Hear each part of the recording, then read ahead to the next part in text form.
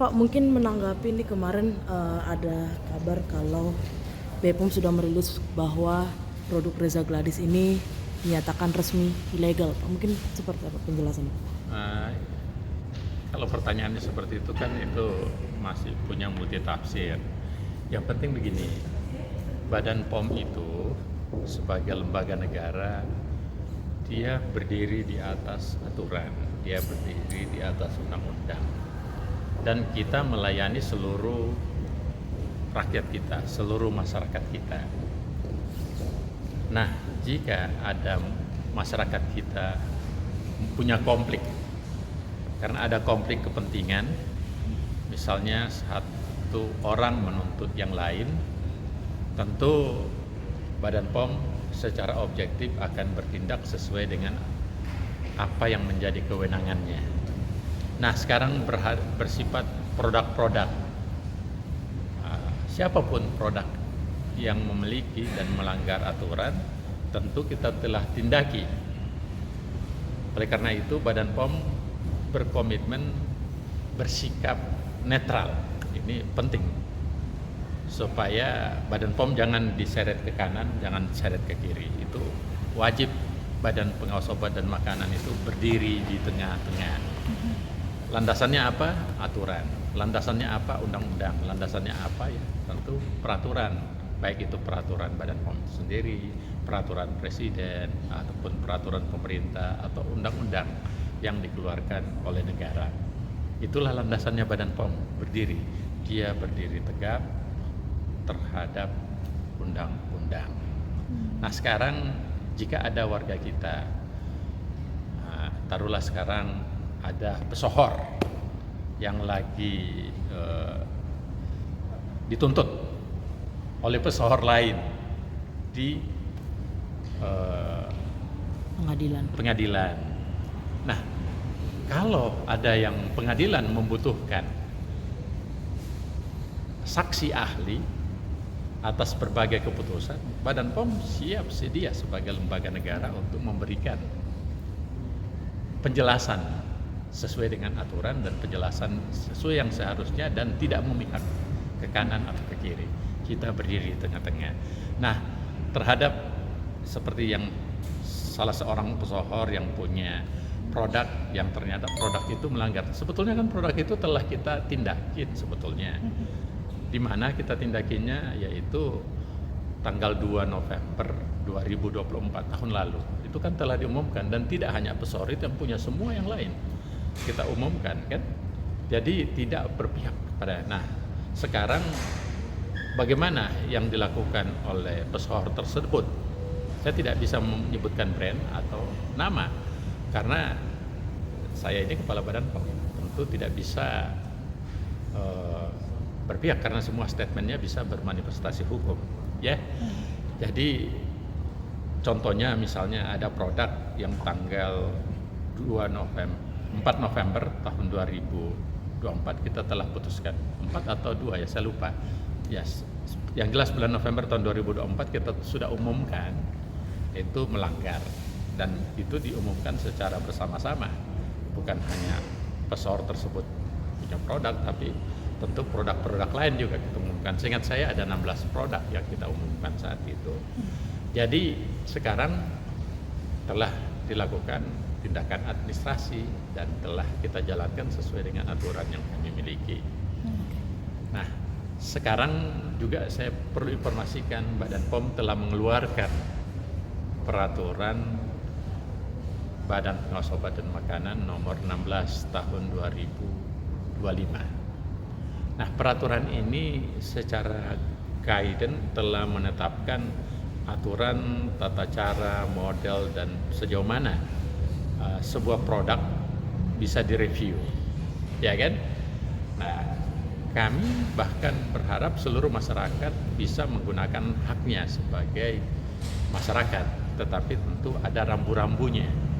Rambu-rambunya harus berbicara sesuai dengan kompetensi, harus membahasakan secara jujur apa adanya, bukan berdasarkan sekedar kepentingan. Kemudian hal yang lain lagi yang di rambu-rambu itu dijelaskan jika terjadi sesuatu yang di luar jalur itu, maka Badan Pengawas Obat dan Makanan bisa memberikan sanksi. Sanksi yang kita bisa lakukan administrasi, tetapi bisa juga memproses kepada tahap berikutnya sesuai dengan Undang-Undang Kesehatan, ya kan?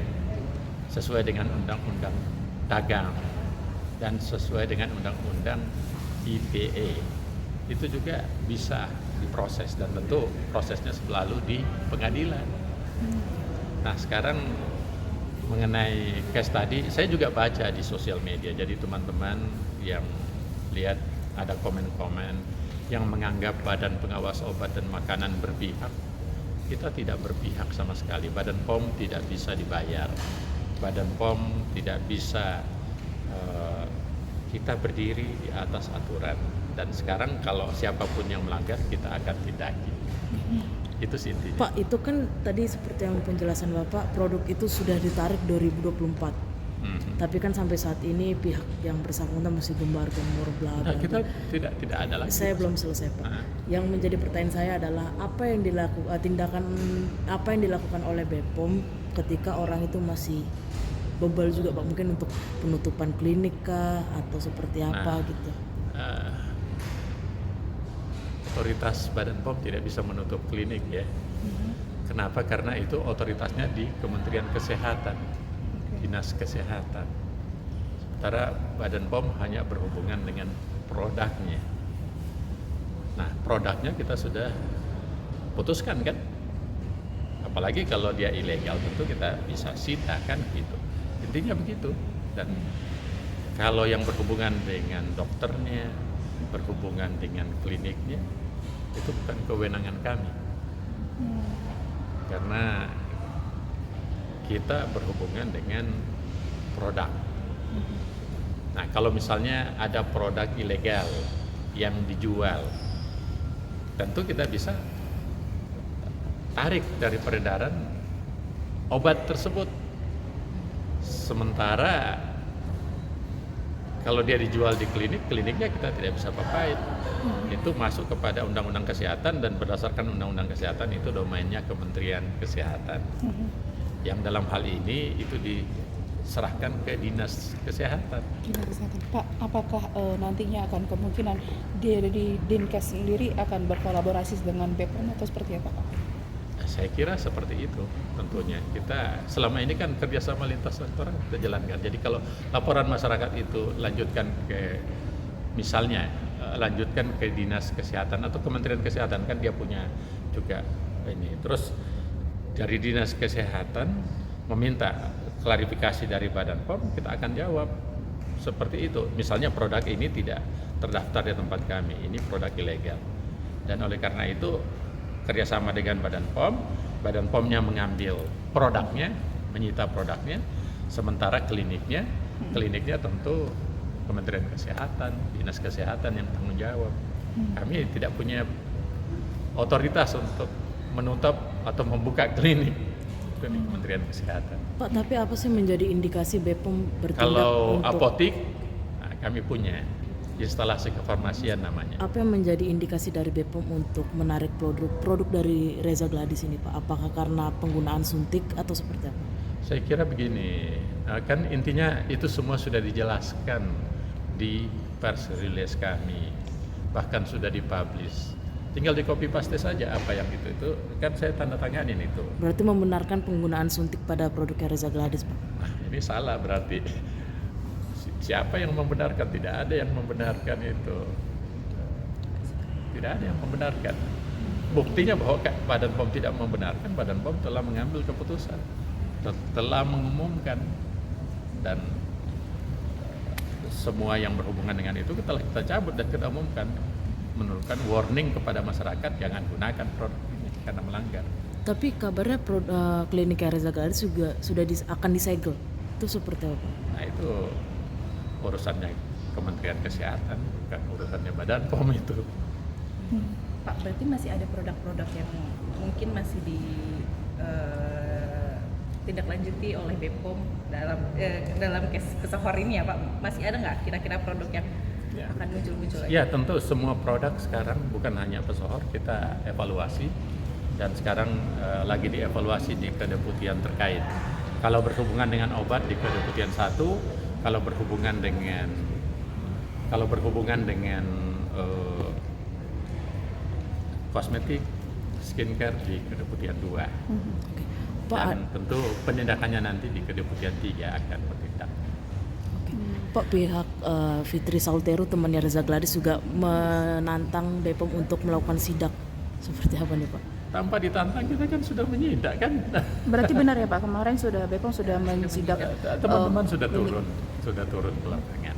dan membenarkan sekali ini Pak, untuk benar nggak sih Pak pagi ini sudah kembali lagi 34 jenis kosmetik ditarik izin edarnya, itu benar nggak Pak? Nanti akan diumumkan. Saya sudah tanda tangani tadi pengumumannya. Lihat ya pengumumannya. Ya. Sudah tayang hari ini. Silakan dilihat. Sudah tayang. Jadi kalau saya disuruh lagi item per item, lihat aja di websitenya dan sosial medianya Badan POM yang resmi. Pak, itu produk dari si pesohor yang dimaksud tadi atau bukan Pak? Semuanya? Saya tidak identifikasi dari manapun. Pokoknya saya tegak lurus sama aturan, yang melanggar aturan kita ngambil keputusan.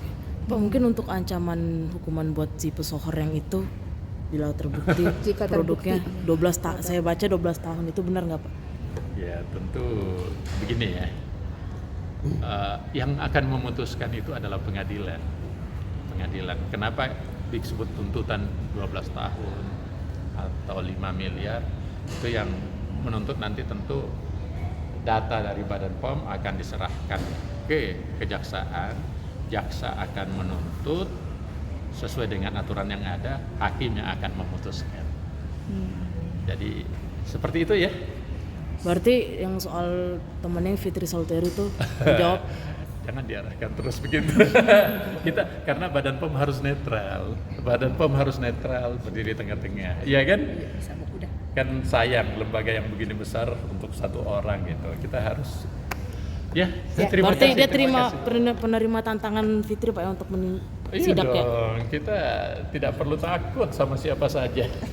Badan POM bebas korupsi, Badan POM bebas sogokan, Badan POM bebas gratifikasi, dan Badan POM tidak terjebak oleh siapapun. Kita tegak lurus sama aturan. Itu janji dan sumpah kami. Berarti nanti kalau misal diminta jadi saksi, Oh, siap ya, Pak? Badan POM siap. Siap. Badan POM siap untuk menjadi saksi. Ya, Terima saksi kasih, ahli Pak. tentunya. Tidak